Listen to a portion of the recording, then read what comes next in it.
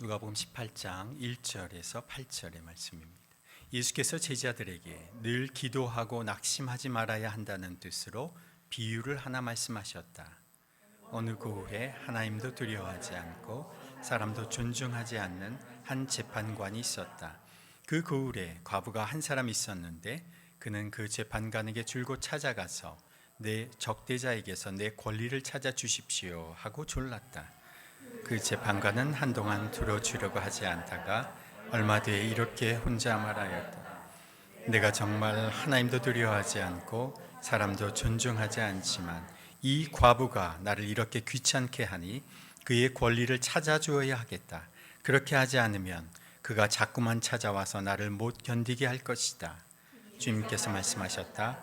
너희는 이 불의한 재판관이 하는 말을 귀담아 들어라. 하나님께서 자기에게 밤낮으로 부르짖는 택하신 백성의 권리를 찾아주시지 않으시고 모른 채 하고 오래 그들을 내버려 두시겠느냐. 내가 너희에게 말한다. 하나님께서는 얼른 그들의 권리를 찾아주실 것이다. 그러나 인자가 올 때에 세상에서 믿음을 찾아볼 수 있겠느냐. 아멘.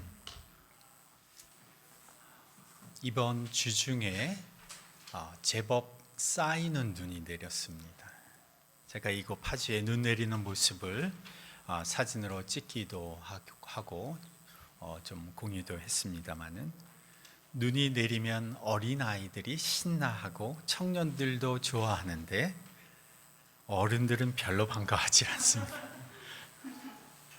눈 치워야 한다고, 미끄럽다고 싫어합니다.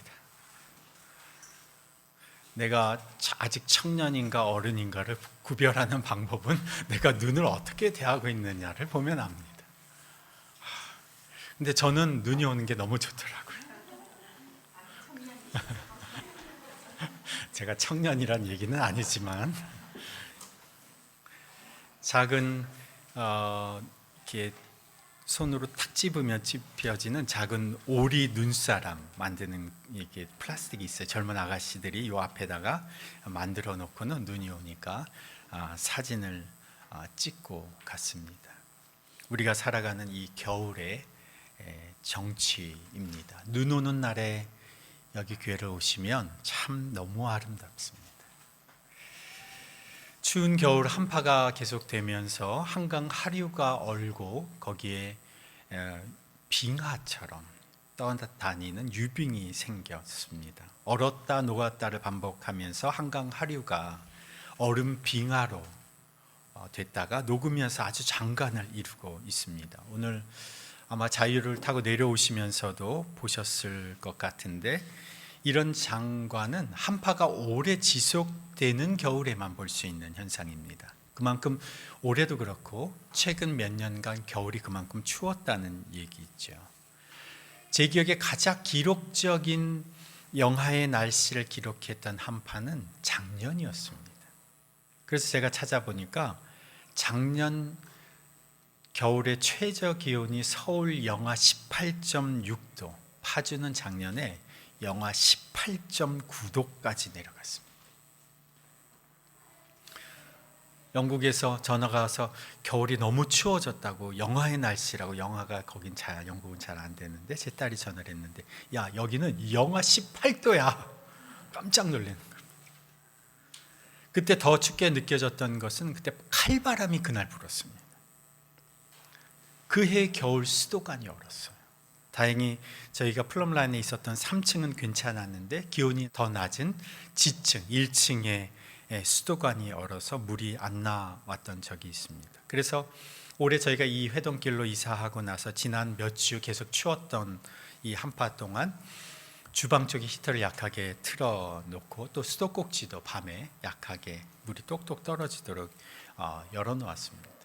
그래서 아침에 와서 실내 온도를 늘 체크를 하는데 아침에 새벽에 와서 보면 영상 10도 밑으로 잘 안 떨어지더라고요. 그래서 그나마 이 건물은 보온을 잘 유지하고 있는 그런 건물이어서 참 다행입니다만은 수돗물이 얼어서 안 나오면 불편한 일이 한두 가지가 아닙니다. 화장실 변기며 세면, 음식 모든 것에서 문제가 생기죠. 보통 사용할 때는 불편함이 없었는데 그것이 공급되지 않으면 얼마나 불편한지를 체감하게 됩니다. 아무리 좋은 건물에 잘 준비된 수도관이 다 배관이 돼 있어도 얼어버리면 물을 사용할 수가 없습니다. 막혀버리면 아무 소용이 없는 거죠. 우리가 흔히 말할 때 우리의 신앙에서 생수가 흘러나오는 수도관이 무엇인가?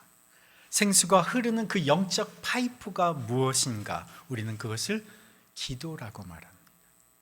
그런데 수도관이 얼어붙어 있으면 아무리 좋은 물이 준비되어 있어도, 아무리 많은 물이 준비되어 있어도 나오지 않듯이 기도가 막혀 있으면, 이 기도의 관이 막혀 있으면 아무리 우리가 좋은 하나님을 알고 있고 아무리 그 하나님을 믿고 있고 그 하나님을 신뢰하고 있어도 그 하나님의 공급하심을 경험하지 못하게 되는 겁니다. 여러분이 기억하기에 기도의 사람 하면 떠올리는 사람이 누가 있습니까? 아마 대부분 조지 뮬러일 겁니다. 그의 책 5만 번 응답받은 기도의 사람이라는 책이 많이 알려져 있죠. 그런데 또 기도의 사람이라고 하면 늘 빠지지 않고 언급되는 한 사람이 E.M. 바운즈라고 하는 사람입니다. 아마 잘못 들어보셨을 거예요. 에드워드 맥켄리 바운즈라고 하는 분인데 이분의 별명이 기도의 성자라고 불립니다. 그가 지은 대표적인 책이 기도의 능력, 부활이라는 책입니다. 지금으로부터 100년 전의 사람이죠. 1835년에 태어난 분입니다. 1910년대 후반에 중반에 돌아가셨는데 미국 사람인데 영국의 존 웨슬리의 설교를 듣고 크게 감동을 받아서 영향을 받아 목회자가 되었습니다. 그리고 이분이 우리는 역사적인 사건으로만 알고 있는데 미국 남북전쟁 당시에 군종 목사로 사역을 했던 분입니다. 이분이 매일 새벽 4시에 일어나서 기도했던 분입니다. 그런데 그가 지은 책 중에 이런 제목의 책이 있습니다. 기도하지 않으면 죽는다. 섬뜩하죠. 기도하지 않으면 죽는다. 거기에서 그는 이렇게 말합니다. 기도하지 않으면 우리의 영이 죽는다. 바쁘다고 기도하지 않는 합리화는 결국 우리 영으로 죽음을 가져올 뿐이다. 예수님은 매우 바쁘셨지만 심지어 하나님을 위한 일이라도 자신의 기도 시간을 빼앗는 것을 허락지 않으셨다.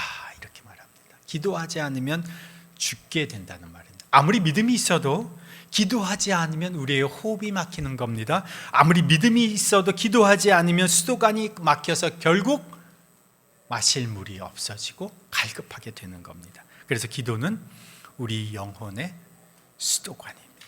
하나님의 영과 연결된 수도관입니다. 기도라는 이 파이프를 통해서 하나님은 우리에게 은혜를 주시고 우리에게 필요한 것을 공급해 주십니다. 그러니까 우리가 기도하지 않으면 아무리 하나님이 준비되어 있어도 능력의 하나님이 이미 모든 것을 준비하고 주려고 하셔도 실제로는 아무 일도 일어나지 않는 겁니다. 그래서 기도할 수밖에 없는 상황을 겪고 계신 분이 계시죠. 그죠? 기도할 수밖에 없어요. 기도할 수밖에 없는 상황을 겪고 있는 것은 은혜입니다. 기도하지 않고서는 살 수 없어요. 하나님이 도와주시지 않고서는 살 수 없어요. 기도가 저절로 나옵니다. 이게 은혜입니다. 기도하지 않고는 살아갈 수 없어요. 혹시 그런 분들이 계십니까? 그분은 은혜예요. 내가 기도하지 않고서는 살아갈 수가 없어. 제가 예전에 그런 말을 좀 하지 않았나요? 그죠? 기도가 저절로 된다 그랬죠. 근데 기도하면 어려움도 해결되고 문제도 해결되지만 더 좋은 것은 우리가 기도하면 하나님 응답해 주시니까 문제가 해결되는 것이 좋은 것이지만 그것보다 더 좋은 것은 내 영이 주님 안에서 깨어서 주님의 공급하시는 은혜를 지속적으로 받을 수 있게 되는 겁니다. 하나님이 주시는 은혜를 지속적으로 받을 수 있는 상태가 되는 것이에요. 기도하는 것은. 그런데 보세요. 우리가 어려움이 없어요. 평안하고 모든 것이 잘 되고 있어 별로 부족함이 없습니다. 그러면 아무 부족함을 느끼지 않고 그러기에 기도도 하지 않습니다. 기도하지 않아도 잘 살아갈 수 있는 것이 사실은 복이 아닙니다. 정말 생각해 보면 그런 분들이 계세요. 제가 가만히 보면 저 사람은 정말 주님 앞에 매달려서 살아가야 하는데, 주님 앞에 부르짖어야 하는데, 그런데 전혀 거기에 대해서 아무 생각이 없어요. 그럴 때 안타까움을 느낄 때가 있습니다. 정작 본인은 아무 자신의 영적인 상황과 현실을 모르는 겁니다. 아무 경각심도 없이 그저 물질적으로 큰 어려움 없이 부족함 없이 살아갈 수 있으면 다행인 줄 알고 하나님에 대한 갈망 없이 살아가는 사람들이 참 많습니다. 이게 사실 이것은 영적으로 죽어가는 겁니다. 현대인들이 기도하지 않는 이유가 뭘까요? 왜 오늘 우리 기독교인들이 왜 기도하지 않으면서 살아갈까요? 여러 가지 이유가 있겠지만 기도해도 뭔가 일이 일어나지 않는다는 겁니다. 내가 기도해도 하나님이 내 기도를 들어주시지 않는다는 겁니다. 기도해도 상황과 환경이 바뀌지가 않는다는 겁니다. 기도해 보아도 아무것도 달라지지 않는데 금세 실망하고 낙심하게 되고, 그래서 기도하지 않게 되는 것이죠. 기도했는데 안 되니까, 기도했는데 응답이 없으니, 기도했는데 상황이 바뀌지 않으니까 기도하지 않게 되는 거죠. 낙심하고 실망하고 기도하지 않는 겁니다. 이것은 오늘 우리 시대나 예수님 당시나 별반 다를 것이 없었던 것 같습니다. 오늘 본문에서 예수님이 비유의 이야기를 들려주셨죠. 그 첫 마디가 18장 1절에 이렇게 말씀하십니다. 18장 1절 함께 보시면 함께 읽습니다. 예수께서 제자들에게 늘 기도하고 낙심하지 말아야 한다는 뜻으로 비유를 하나 말씀하셨다. 그 뒤에 비유는 여러분들이 여러 번 들으셨을 내용입니다. 한 불의한 재판관이 한 과부가 애절하게 자꾸 귀찮게 하니까 그 사람의 요구 자체가 중요해서라기보다는 귀찮기 때문에, 성가시럽기 때문에 그 과부의 기도를 들어주었다라고 하는 부분의 이야기를 얘기하시면서 예수님께서 왜 그 이야기를 하시느냐? 1절에 늘 기도하고 낙심하지 말아야 한다는 뜻으로, 이것은 다시 말하면 늘 기도하고 낙심하지 않도록 하시려고 예수님이 이야기를 하셨다는 거예요. 기도해보고 바뀌는 것이 없으면 사람이 낙심합니다. 기도해보고 응답이 되지 않는 것 같으면 사람이 실망합니다. 그러면 어떻게 합니까? 사람이 기도하지 않죠. 기도의 파이프가 막혀버리는 겁니다. 하나님 내 기도를 들어주시지 않아. 하나님 내게 관심이 없으신가 봐. 그것이 한 번, 두 번 반복되면 사람들 이렇게 생각합니다. 하나님은 나를 사랑하지 않으시나 봐. 다른 사람의 기도는 다 들어주시는데 왜 내 기도는 안 들어주시는 거야? 라고 낙심하죠. 서운한 마음이 듭니다. 실망감이 찾아옵니다. 그러면 기도의 파이프가 얼어버립니다. 그런데 7절에 예수님이 뭐라고 말씀하십니까? 7절에 이 이야기를 들려주시고 나서 7절에 예수님께서 이렇게 말씀하시죠. 함께 읽습니다. 하나님께서 자기에게 밤낮으로 부르짖는 택하신 백성의 권리를 찾아주시지 않으시고 모른 채 하고 오래 그들을 내버려 두시겠느냐? 내가 너희에게 말한다. 하나님께서는 얼른 그들의 권리를 찾아주실 것이다. 이 이야기를 할 때 많은 사람들이, 우리 크리스찬들이 이렇게 생각을 했어요. 이 이야기를 해주시는데 이 권리를 찾아주시는 것이 언제인가? 뒤에 보면 인자가 올 때라고 하는 표현이 있기 때문에 사람들이 이렇게 생각합니다. 나중에 먼 훗날 예수님이 재림하실 때 예수님 그 권리를 찾아주시는 거 아닐까? 라고 사람들이 생각을 합니다. 근데 여기서 지금 그 권리를 찾아주시겠다고 말하는 것은 꼭 미래의 사건이 아닙니다. 지금 예수님 그 당시의 사건을 말하고 있는 겁니다. 예수님 당시에 한번 생각해 보세요. 하나님의 백성들이 하나님께 얼마나 오랫동안 부르짖었을까요? 뭐를 부르짖었을까요? 지금 이스라엘 백성은 로마의 식민지 가운데 있습니다. 이스라엘이 자기 나라가 없이 살았던 때가 언제부터인지 아십니까? 기원전 586년 전부터 586년, 그리고 그 중간에 3번에 걸쳐서 바벨론으로 잡혀갔던 이스라엘 백성들이 포로로 다시 귀환하는 과정들이 있는데 그것이 400년대 있었던 일입니다. 그러면 나라 잃은 이스라엘 백성들이 무엇을 하나님께 부르짖었겠습니까? 우리는 하나님의 백성인데, 우리는 하나님의 선민인데, 나라도 잃고 주권도 잃고 아무것도 아닌 백성으로 살아간 우리의 모습을 보면서 이스라엘 백성들이 하나님이 주셨던 그 약속의 율법의 말씀을 간직하고 있는 이스라엘 백성들이 무엇을 부르짖었겠습니까? 주님, 우리의 권리를 회복해 주시. 이게 권리입니다. 얼마나 오랫동안, 거의 600년 동안 이 사람들이 이것을 부르짖었다는 거예요. 그리고 그 중간에 400년 동안은 하나님이 이스라엘 백성들에게 완전 침묵하셨어요.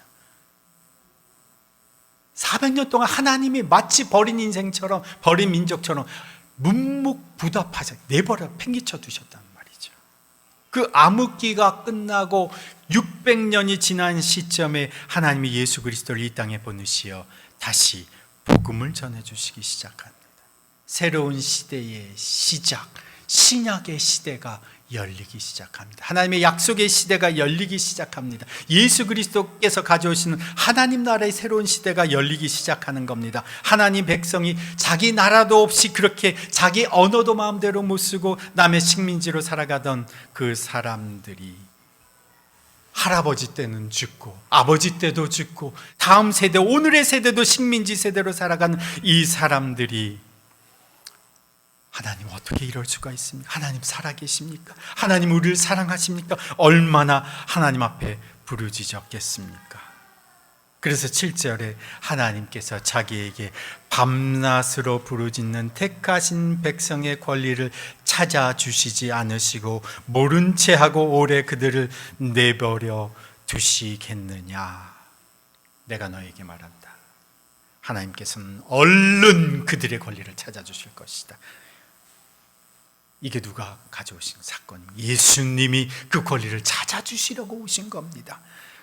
하나님이 그 권리를 찾아주시려고 우리에게 예수님을 보내주신 겁니다. 그 기도를 이제 응답해 주시려고 예수님, 하나님의 아들 예수님을 보내신 겁니다. 그 예수님이 인간이 살아가는 이 세상 속으로 찾아오시는 영원하신 왕이신 그분이 이제 통치하고 다스리시려고 이 땅 가운데 오시는 겁니다. 그러면 그 잃어버린 백성의 권리는 회복되는 거죠. 예수님이 지금 이 땅에 찾아오셨습니다. 그러면 그 권리는 회복되는 거죠. 그런데 18장 8절에 예수님이 이렇게 말씀하시죠. 끝절에 보면 그러나 인자가 올 때에 세상에서 믿음을 찾아볼 수 있겠느냐. 이미 예수님이 오셨는데도, 지금 예수님이 왕권을 행사하시는데도 믿지 않는 사람들이 다수라는 거예요.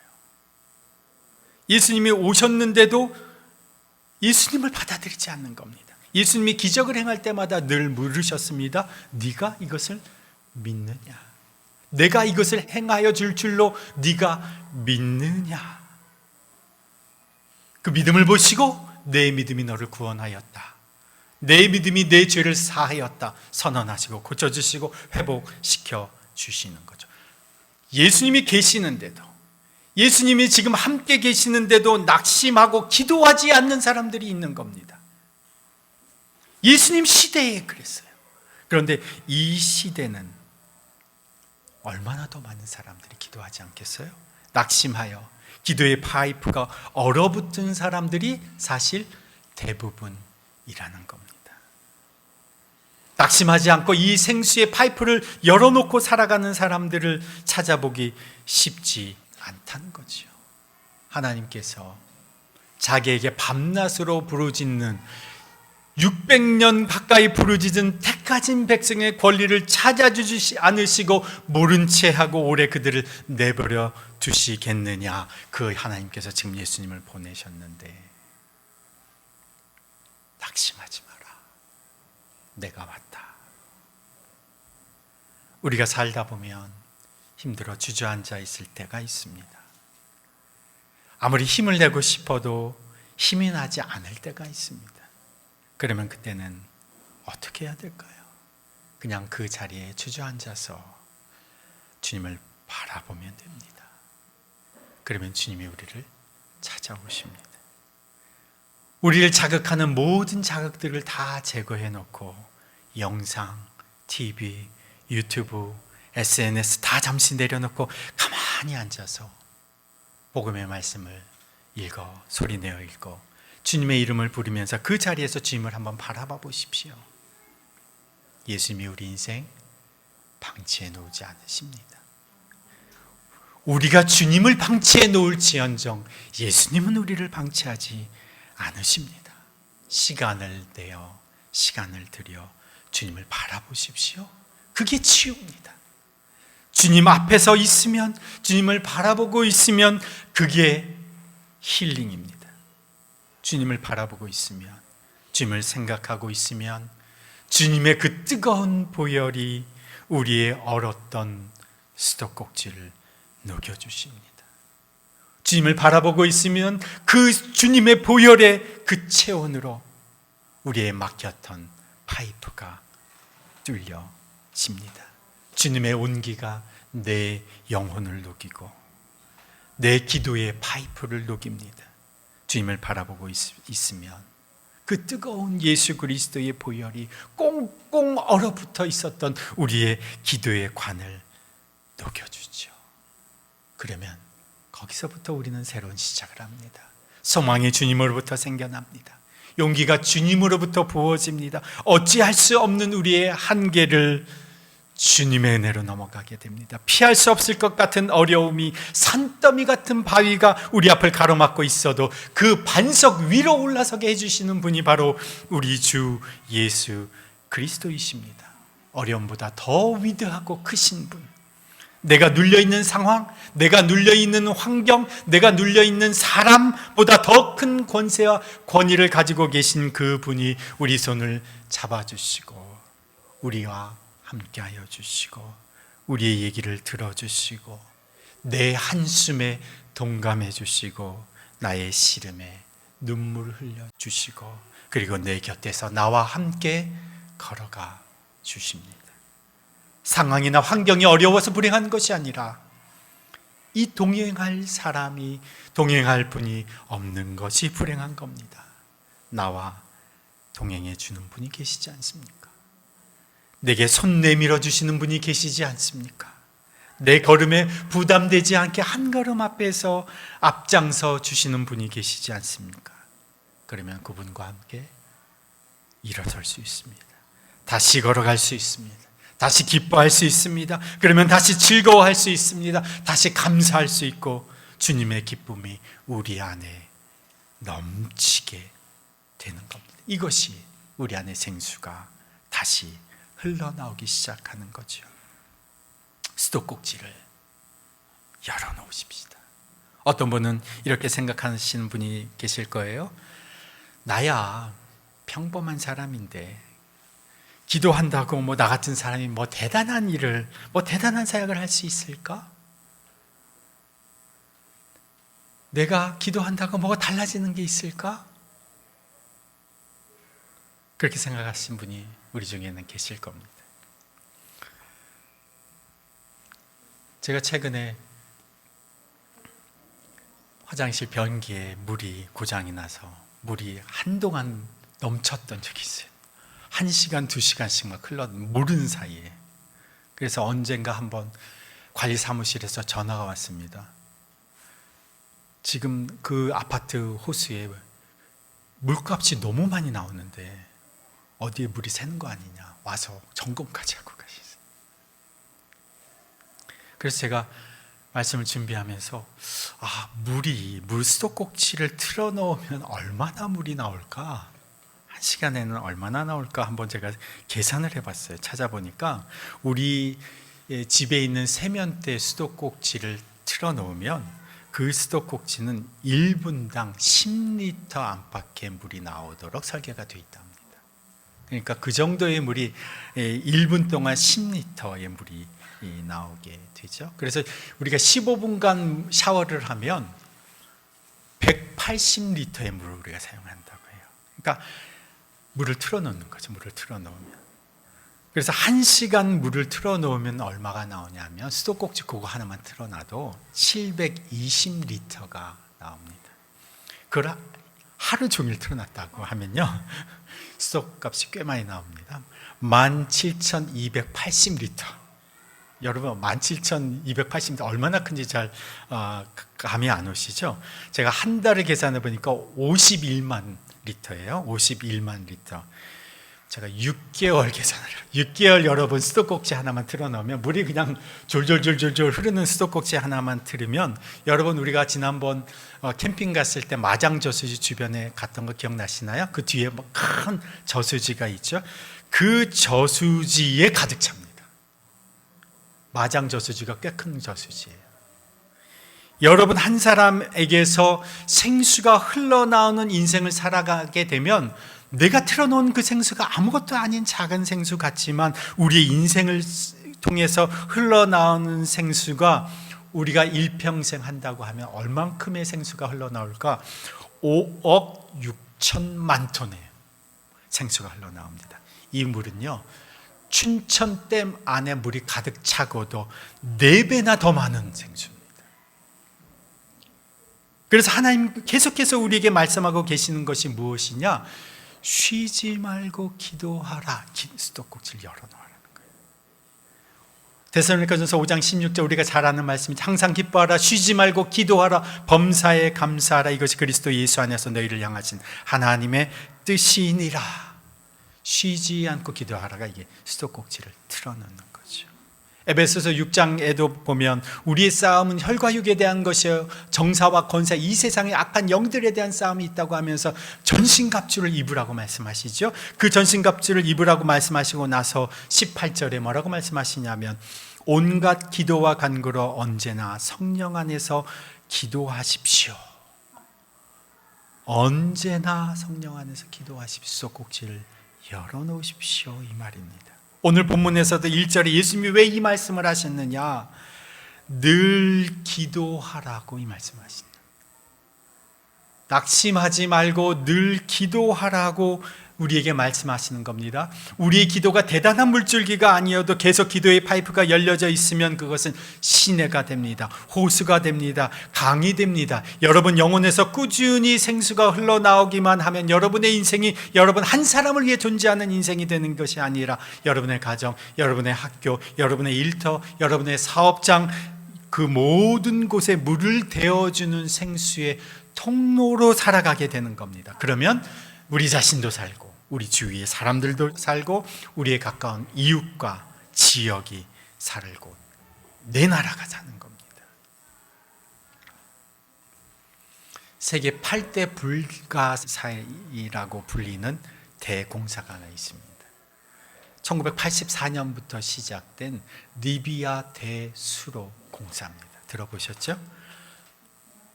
리비아의 주요 도시에 물이 없는 리비아의 주요 도시에 물을 공급하는 대수로를 건설하는 공사였습니다. 파이프 직경이 4m, 그리고 그것이 수천 킬로를 사막을 가로질러서 도시마다 물을 공급하는 대공사입니다. 그런데 이 도시마다 공급하는 이 물이 어디서 나오는지 아십니까? 어디서 나올까요? 지중해가 위에 붙어 있는데 지중해 바닷물을 걸러서 공급할까요? 아닙니다. 이 모든 도시들을 공급하는 그 물이 어디에서 나오느냐? 사막 한가운데서 나옵니다. 사막인데 물이 있는가? 물이 있습니다. 이것을 어떻게 발견했냐? 유전 개발을 위해서 탐사를 하다가 사막 한가운데 엄청난 양의 물이 있다는 것을 발견했는데 이 물의 양은 나일강의 그 막대한 유수가 흐르고 있는 그 나일강이 200년 동안 흘려보내는 양의 막대한 물이 리비아 사막 한가운데 땅속 그 깊이 묻혀 있다는 사실이 탐사되고 나서부터 이 계획이 시작된 겁니다. 그래서 사막 한가운데서 4군데의 깊은 관을 뚫어서 거기에서 물을 끌어올려서 리비아의 사막을 가로질러 리비아의 각 도시에 물을 공급하는 겁니다. 수많은 사람들이 물이 없어서 죽어가는 그 사막에서 식물과 동물이 다 말라 죽어가서 황무지가 되어버린 그 땅 밑에서 사실 물이 나일강과는 비교되지 않는 큰 강이 그 안에 흐르고 있었다는 거죠. 문제는 그 물에 접근을 할 수가 없었다는 겁니다. 파이프라인만 뚫리면 사는 겁니다. 파이프라인만 연결되면 사막이 아니라 그곳은 오아시스가 되는 겁니다. 살만해지는 겁니다. 나만 사는 게 아니라 물이 터져 나오면 물이 공급되는 주변의 모든 지역이 다 살아나는 겁니다. 이것이 오늘 우리 하나님의 사람들을 통해서 하시는 역사입니다. 하나님의 대수로 사업, 각 개인에게 수천억 톤의 강물이 공급될 수 있는 대수로가 연결되는 작업, 이 작업에 참여하시겠습니까? 마시겠습니까? 참여하시겠죠. 하고 싶으시죠? 어떻게 참여하느냐?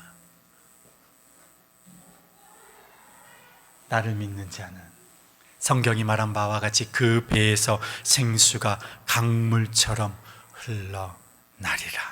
나를 믿는 자는, 예수를 믿는 자는, 너무 간단해서, 너무 단순해서, 너무 쉬운 일이라서 사람들이 정말 이 가치를 알지 못합니다. 나를 믿는 자는, 예수를 믿으면 그 영혼에 성령이 임하시는 겁니다. 성령이 임하시면 우리 영혼은 영혼의 성소, 생수가 터져 나오는 샘이 되는 겁니다.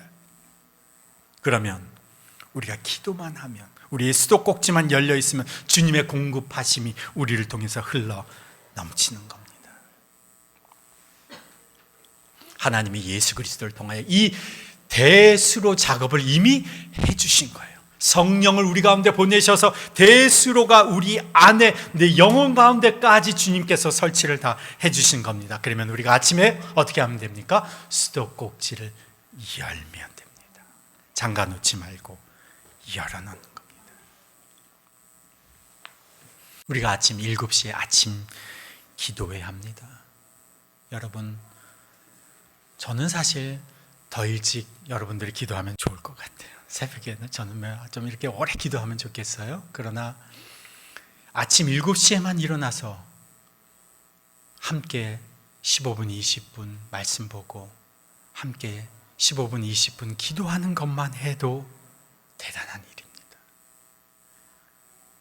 아침에 수도꼭지를 여는 겁니다.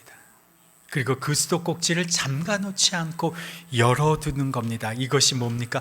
쉬지 않는 기도가 시작되는 겁니다. 여러분, 내가 아침에 기도하고 나서 이제 회사 출근해야 되고 일해야 되고 출근 뭐 해야 되는데 어떻게 계속 기도를 할 수 있을까? 여러분, 제가 기도 어떻게 하라고 말씀을 드렸죠? 4가지 사이클이 돌아간다고 말씀드렸습니다. 항상 어떻게 기도할지 모를 때는, 기도가 안 될 때는 이렇게 기도하시면 됩니다. 기도가 잘 되시는 분은, 기쁘고 감사한 일이 있을 때는 기도가 저절로 되죠. 그럼 기도하시면 돼요. 기도가 어떻게 기도할지 모를 때 4가지를 가지고 기도하시라고 말씀드려요. 첫 번째는 감사합니다. 주님 감사합니다. 항상 감사, 마음 문이 열리는 겁니다. 수도꼭지가 제일 먼저 첫 번째 열리는 게 감사. 그 다음에 두 번째 예배합니다. 주님 신뢰합니다. 주님 의지합니다. 이 4마디의 말로 하루 종일 움직입니다. 하나님, 주님 신뢰합니다. 주님 감사하고 기쁜 일이 있을 땐 입술로 마음으로 고백하는 겁니다. 주님 감사합니다. 힘든 일이, 어려운 일이 있을 때는 어떻게 합니까? 주님을 의지합니다. 주님 도와주십시오. 의지합니다. 이런 기도죠. 주님 신뢰합니다. 이 말은요, 내가 세상에서 믿음을 찾아볼 수 있겠느냐 말씀하신 예수님의 말씀에 응답하는, 주님, 내가 주님을 믿습니다. 주님을 신뢰합니다. 그러면 감사합니다. 예배합니다. 주님을 신뢰합니다. 주님을 의지합니다. 이 4마디 말로 하루 종일 쉬지 않는 기도가 돌아갑니다. 아침에 기도의 문을, 수도꼭지를 활짝 열어놓고서 하루 종일 순간순간마다 주님의 이름을 부르면서 고백합니다. 감사하는 겁니다. 예배하는 겁니다. 우리의 믿음을 고백하는 겁니다. 주님께 도움을 요청하는 겁니다. 그럼 이게 하루 종일 쉬지 않는 기도가 흘러가지요. 그런데 이렇게 기도할 수 없을 때, 내가 기도할 상태가 아닐 때, 그럴 때는 우리는 어떻게 해야 됩니까? 내가 기도가 막혀 있어요. 그럴 때는 아까 제가 말씀드린 것처럼 예수님을 생각하고 예수님을 바라보는 겁니다. 한번 따라해 볼까요? 다시 한번, 매번 제가 여러분에게 다시 한번 강조드린 예수를 생각하라, 예수를 바라보라, 예수께 고백하라, 예수께 순종하라. 여러분, 여름에 마음의 준비가 안 돼 있어요? 기도할 준비가 안 돼 있어요? 기도할 줄도 몰라요? 그럴 때는요, 주님, 요 네 가지를 가지고 묵상을 합니다. 예수님을 생각하는 거죠. 그 주님을 바라보는 힐링이 여기서 된다고 말씀을 드렸어요. 예수님께 고백하면 다 쏟아내어 보세요. 주님 앞에 다 말할 수 있어요. 주님이 다 응답해 주시고 대답해 주세요. 그리고 가르쳐 주시는 것에는 한 작은 순종의 걸음을 걸어갑니다. 이 두 가지 사이클이 같이 돌아가는 거예요. 기도할 때는요, 감사합니다, 예배합니다, 신뢰합니다, 의지합니다, 이렇게 기도하면 돼요. 기도할 수 없을 땐 주님 앞에 나아가서 내 자신이 주님 앞에 나아가는 거죠. 주님을 생각하는 거죠. 주님을 바라봅니다. 주님께 고백합니다. 주님께 순종합니다.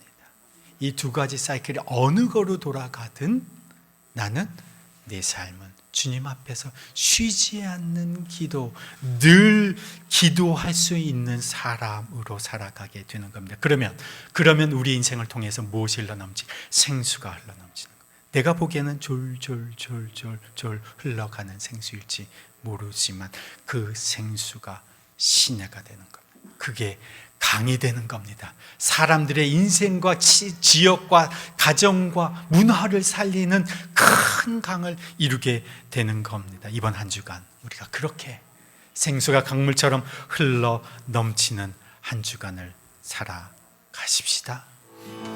아버지 하나님,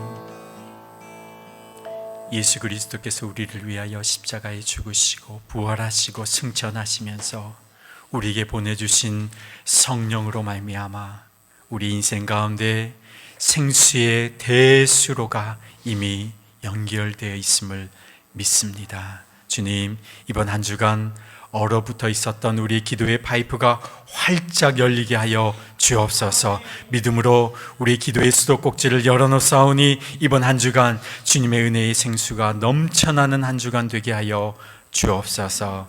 이제는 우리 구주 예수 그리스도의 그 지극하신 은혜와 하나님 아버지의 그 무한하신 사랑과 성령님의 능력 있게 역사하심과 교통하심이 기도의 파이프로 활짝 열고 생수가 흘러 넘치는 삶을 살기로 결단하며 세상으로 나아가는 주님의 백성들 위에, 속한 가정과 일터 위에, 더빛교회 공동체 위에 이제부터 영원토록 함께 하시기를 간절히 축원하옵나이다. 아멘.